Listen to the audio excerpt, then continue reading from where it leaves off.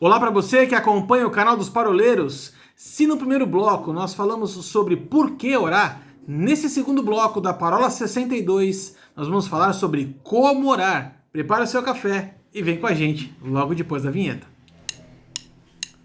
Os Paroleiros, todas as terças, quintas e sábados, uma nova roda de conversa bíblica e simples. Vambora, que hoje é dia de parola! É isso aí, pessoal, estamos de volta aqui então para o bloco 2 da Parola 62, a respeito de oração, a nossa primeira aqui. No primeiro bloco, nós começamos a conversar um pouquinho sobre oração na perspectiva de que orar é se relacionar com Deus.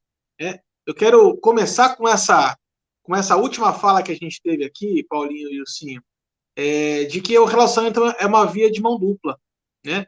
Quando a gente fala para Deus e Deus conversa com a gente de novo. Aí me veio no coração agora uma frase bem antiga, diz a seguinte coisa, que a gente não deve orar até que Deus nos ouça, mas que a gente deve orar até o momento em que a gente ouça a Deus.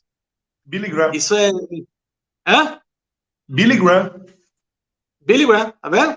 Eu não lembrava quem é o autor da frase, mas eu achei muito bacana isso me ver aqui. Então, devemos orar não até quando Deus nos ouvir, mas até muito que a gente consiga escutar a Deus.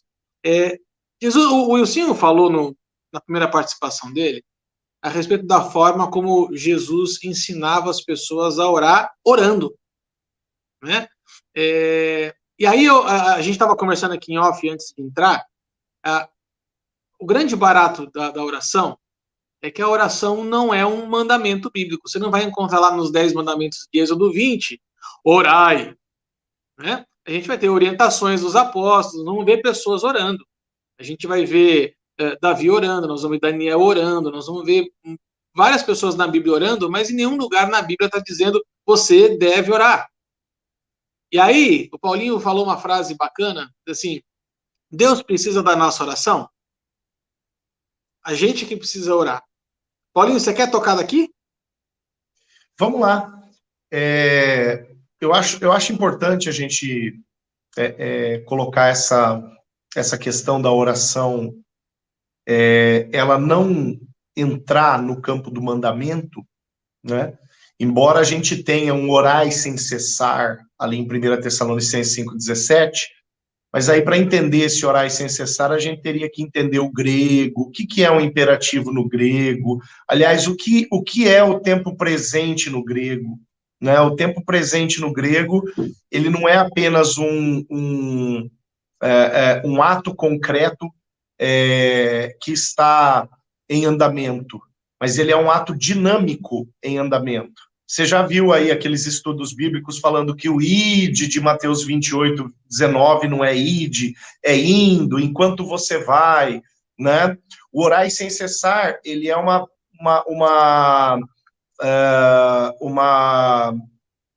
orientação perfeita naquilo que diz respeito a esse entendimento grego, da língua grega, de como as coisas devem funcionar no presente, ou seja, o tempo inteiro esteja em oração, o tempo inteiro esteja em espírito de oração. E aí cai um pouquinho naquilo que você tocou, Arthur, no final do primeiro bloco, quando você disse, né, que quando Moisés subia no monte, conversava com Deus, ele estava orando. Quando Adão e Deus batiam um papo no jardim, isso era uma oração. Por quê? Justamente pelo fato da oração ser esta comunicação de mão dupla, esse diálogo, eu falo e eu escuto, né? Deus fala e Deus escuta. Né? Aquela frase que você utilizou no início do primeiro bloco, né? A oração ela é muito mais um meio de Deus conseguir de mim o que Ele quer do que eu conseguir de Deus o que eu quero, né? Justamente por essa ideia de uma ação recíproca que a oração precisa ser. Pois bem, se a oração é este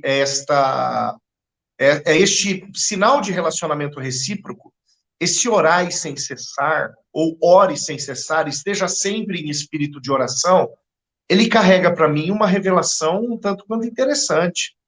E eu gosto muito desse versículo porque ele é um dos versículos que mais me intrigou quando da minha conversão na minha adolescência.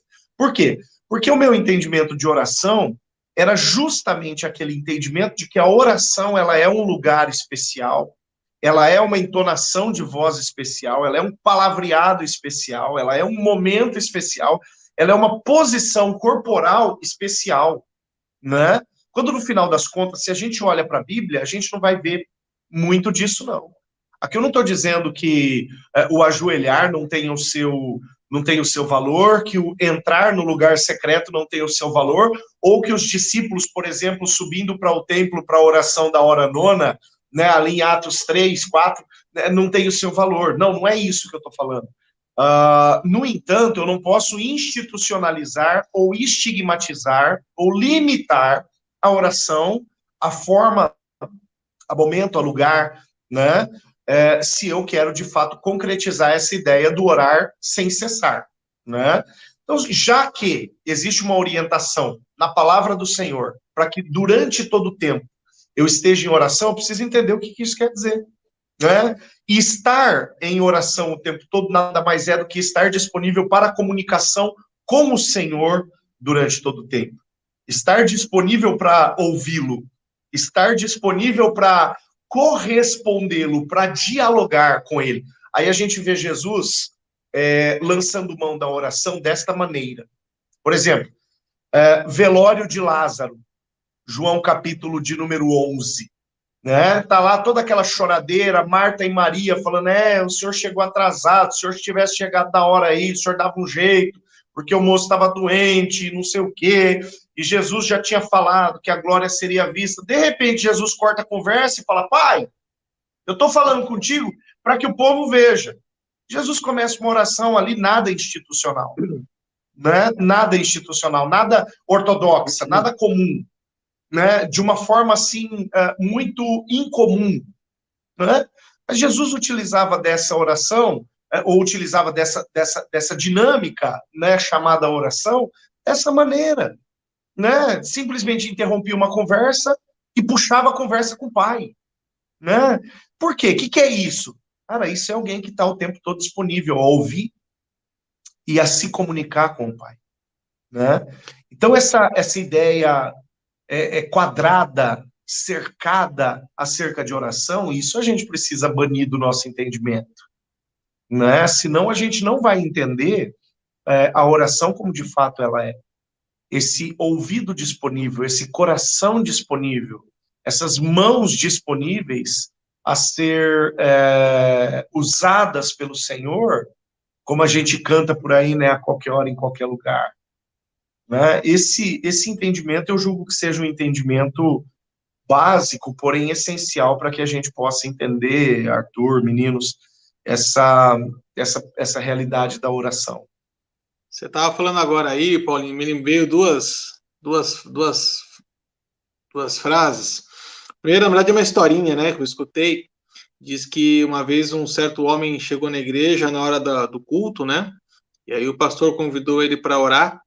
E ele impostou a voz, onipotente Deus, Criador dos céus e da terra, santo, santo, santo. E aí diz que a historinha que o Espírito Santo falou com ele internamente, falou assim, quem é você? A gente estava junto há 15 minutos atrás e você não falava assim comigo. Por que você está falando assim comigo agora? Né? Essa questão da máscara, da casca, né, de espiritual uau, muitas vezes a gente carrega na oração, é algo que precisa ser realmente quebrado, porque a vida de oração ela é feita na intimidade. Eu guardei uma fala sua de muitas parolas atrás, eu não vou lembrar agora qual, mas um discípulo meu aqui, numa célula, me relembrou, porque ele assistiu a parola e falou para mim, você quer conhecer a espiritualidade de alguém? Escute a oração dele. Escute a oração. Isso é um retrato. Só um remendo, né, nisso que você colocou. Cara, o meu filho Gabriel, quando meu filho Gabriel vai me pedir uma coisa, que a gente sai junto, ele quer que eu compre alguma coisa para ele, a gente vai no mercado, ele pede alguma coisa. Ele não vem para mim e fala, papai, querido, papai, Lindão. inefável. me dê um pacote de gominha. O Gabriel, ele não fala assim.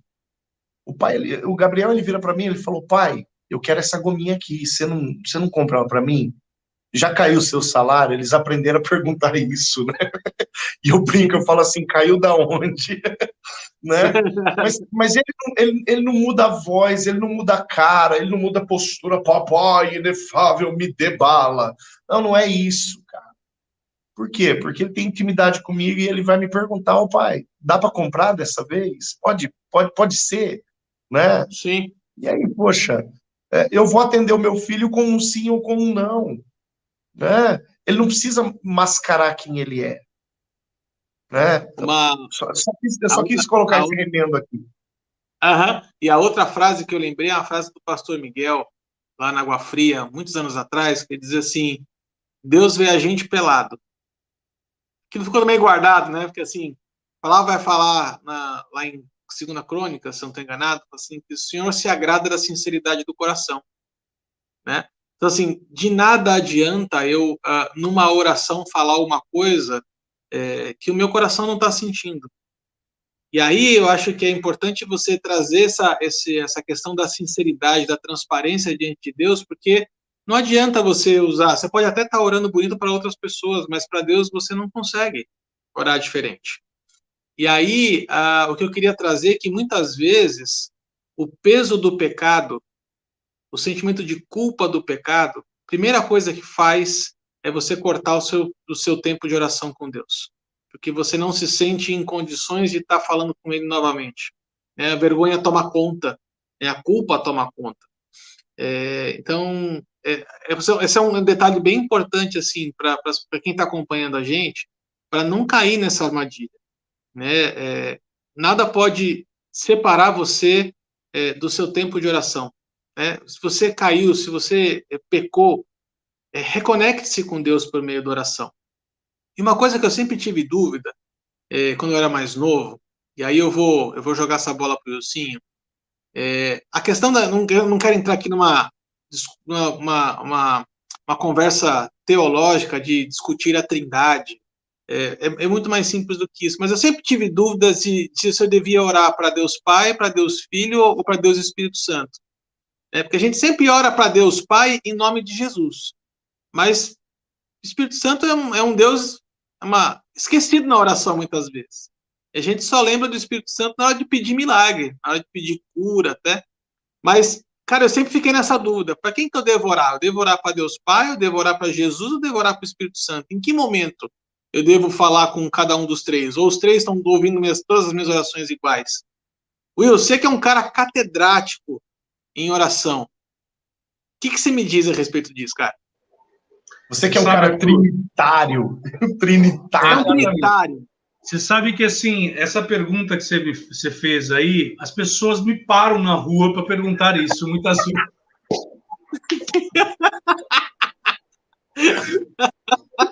Meu Deus! Eu estava aguardando essa para falar em algum momento. Em algum momento. É isso aí.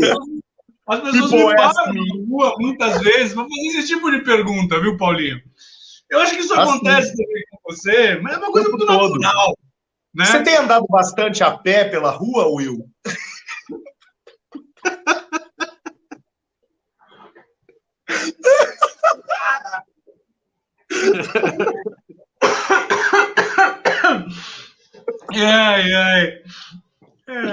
Vamos lá, vai. Vamos falar sério aqui. Antes de eu responder essa pergunta aí do Arthur, eu queria fazer só 2 comentários. Muitas vezes as pessoas elas traçam um perfil religioso no momento da oração por conta da influência que nós brasileiros temos desde a época dos jesuítas. Então, ou seja, nós carregamos em nós uma influência muito grande no que diz respeito, inclusive, à penitência. Então, quando eu vou entrar diante da presença de Deus, porque eu aprendi dessa forma, segundo essa influência, muitas vezes eu carrego esse caráter de, Pai, excelso, tal. Quando, na verdade, essa influência trouxe para nós esse peso. Mas quando nós conhecemos o caráter de Deus, nós vamos ver que ele é o Deus Pai, que ele fala, pô, pai, caiu o teu salário aí, dá uma jujubinha, né? Então, isso é algo importante, porque isso aí nós já quebramos aí algumas coisas. Até porque quando o publicano estava orando, ele fala assim, pai, eu não tenho nem coragem de levantar minha cabeça aqui. Enquanto que o judeu falava o quê, né? Porque eu, ó Senhor, eu jejuo. Tal. Então veja que o caráter religioso, a influência religiosa é algo muito forte. E a segunda coisa é uma frase de Samuel Chadwick, que ele diz assim, a única preocupação do diabo é impedir os cristãos de orar. Ele não teme os estudos sem oração, a obra sem oração e a religião sem oração. Ele ri do nosso trabalho, zomba da nossa sabedoria, mas treme quando oramos. Ou seja, tomando isso que o Arthur falou, se você está com a tua oração interrompida, saiba de uma coisa, você está permitindo Satanás rir de você. Então, que tal você fazer aquilo que está nos Salmos e você começar a rir dele e sabendo que o Senhor é Deus sobre a sua vida? Agora, respondendo à pergunta do Arthur, que, como eu disse, muitas pessoas me param na rua para fazer essa pergunta, isso é muito natural. Entram na frente do carro, Para, me responda. Eu fui me vacinar. Eu estava me vacinando. A moça, antes de me vacinar, ela falou, posso fazer uma pergunta? Isso é muito natural. Isso acontece muito. Na fila da vacina, assim, eu falei, moça, mas é Pfizer, é Coronavac? Ela, não, peraí, eu que estou perguntando. Então, no banheiro público. No banheiro público. Moço, depois que você abrir a porta, eu posso perguntar? Não, na rodoviária. Quando eu tô lá... Lembra daquela... Quando você me deixava lá em Dourados, na rodoviária, que eu ia perguntar pro cara assim, esse quibe aqui, ele fala, não, isso aqui é um ovo. Naquele mesmo momento também, as pessoas perguntavam para mim isso. É normal isso acontece muito. Agora, fora de brincadeira. É interessante, eu gosto de responder essa pergunta da seguinte forma. Agora, vamos só lembrar qual é a pergunta que o Arthur fez. Depois de tudo isso ele está enrolando porque ele não lembra mais. Não. Porque, assim, se nós pegarmos a oração dominical, né? A oração do Pai Nosso, Jesus ele fala exatamente assim, né? Quando orares ao Pai. Então, ou seja, nós precisamos entender que a ferramenta que Deus nos deu é o nome de Jesus. Por quê? Através do nome de Jesus existe um selo. Né? Tem um livro do E.W. Kenyon que se chama O Maravilhoso Nome de Jesus. Eu recomendo a leitura, que é espetacular esse livro. E tem um livro também do irmão Reagan, que as pessoas falam muitas vezes que ele plagiou o E.W. Kenyon, mas na verdade não, ele começa o livro falando... Gente, eu estava lendo esse livro do E.W. Kenyon e eu fui inspirado numa ministração sobre esse livro, que chama-se O Nome de Jesus. O nome de Jesus, ele é exatamente o meio pelo qual o próprio Cristo fala, e pedireis ao Pai em meu nome. Agora, o Espírito Santo, o que seria? Paulo ele vai dizer que nós não sabemos orar como convém. E o Espírito Santo, ele intercede por nós com gemidos inexprimíveis. Então, de uma forma muito lúdica, nós poderíamos dizer que o Pai é aquele que vai dar a ordem para que se cumpra em nome de Jesus através de uma via chamada Espírito Santo. Por quê? Uau.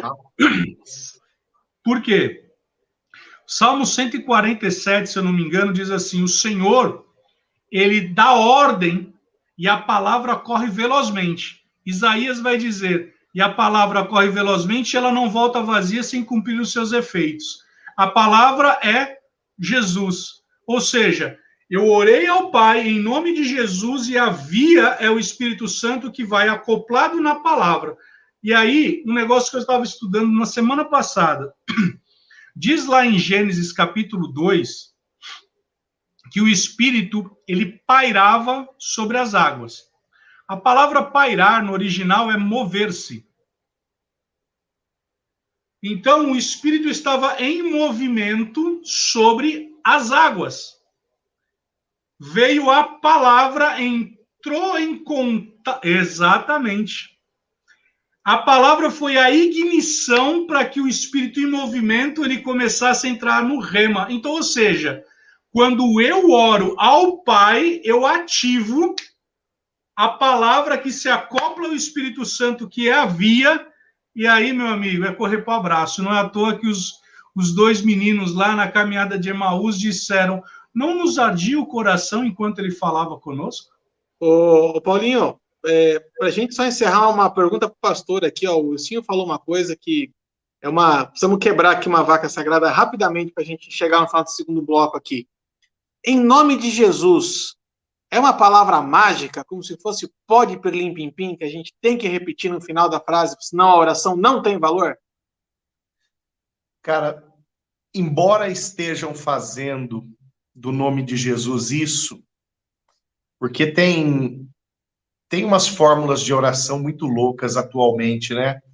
Uns determinismos e algumas outras coisas desse mesmo gênero, que meio que colocam o nome de Jesus. Eu acho que esse é o termo quase que científico que você usou, né? Como um pó de pirlim-pim-pim, como um alakazam, abracadabra celestial, Sim, sei lá. abracadabra,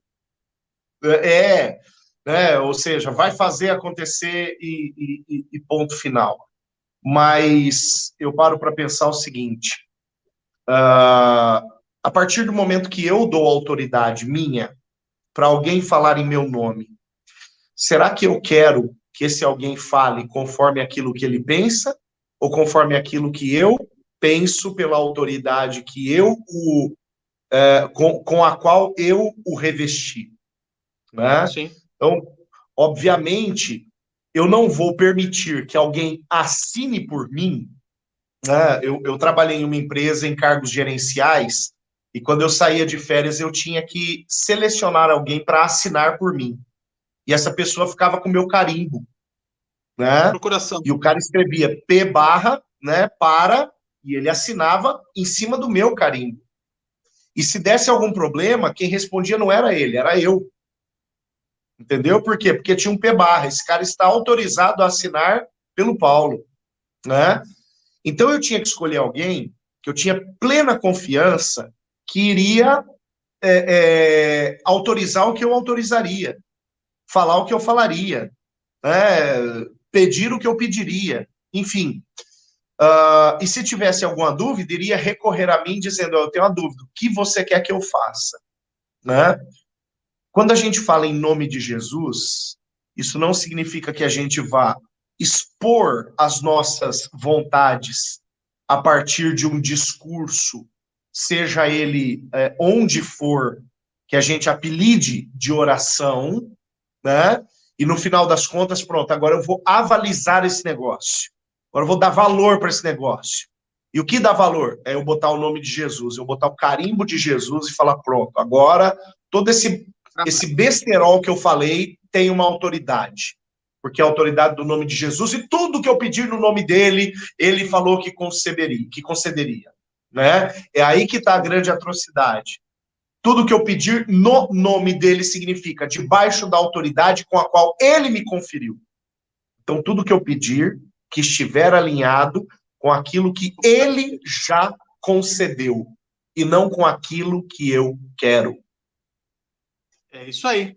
Gente, chegamos ao final, então, do segundo bloco dessa Parola 62. Esperamos vocês, então, no bloco 3 dessa Parola sobre oração. Até a próxima. Tchau, tchau.